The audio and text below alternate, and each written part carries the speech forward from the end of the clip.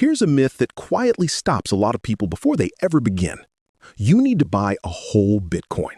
One Bitcoin costs tens of thousands of dollars, so people naturally assume you need tens of thousands to get started. It sounds reasonable. It's also wrong. And in the next few minutes, I'll show you why, and how anyone can start with a change in their pocket.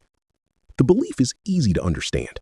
You glance at the price of one Bitcoin, a big round number in the headlines, and your brain quietly files Bitcoin under "too expensive for me." It feels all or nothing, like the door only opens for people who can buy a whole one. So let's take the price tag off the table, because it's measuring the wrong thing. You don't have to buy a whole Bitcoin. You never did. Bitcoin divides into millions of tiny units, and you can buy as few or as many as you want. Most people who own Bitcoin have never bought a whole one, and the system was built that way on purpose. Think of it like gold. You don't need a full ounce to own gold. You can buy a gram or even a fraction of a gram. Bitcoin works the same way, with one important difference. If you buy a tiny piece of gold, you're relying on someone to divide it and sell it to you. Bitcoin's divisibility is written into the protocol itself.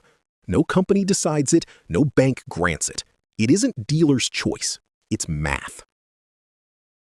Let's start with the smallest piece. One Bitcoin splits into 100 million satoshis, sats for short, named after Bitcoin's creator, Satoshi Nakamoto. Hold that against the money you already use. A dollar splits into 100 cents. A Bitcoin splits into 100 million sats. Where a dollar stops at the penny, Bitcoin keeps going, 6 more decimal places down. And small amounts still buy real, countable sats. Use around $100,000 per Bitcoin, just for easy math. $10 is about 10,000 sats. $100 about 100,000. $1,000, a million sats. The dollar figures move with the price. The Satoshi amounts are fixed by the protocol and never change. You aren't buying a sliver of a leftover. You're buying whole units of a scarce thing. Here's why this matters when you're starting out. It does 3 quiet, powerful things. First, it removes the price barrier. You buy $5 worth, or 25, or 100, and you get the matching number of sats. There's no minimum below which Bitcoin stops working for you.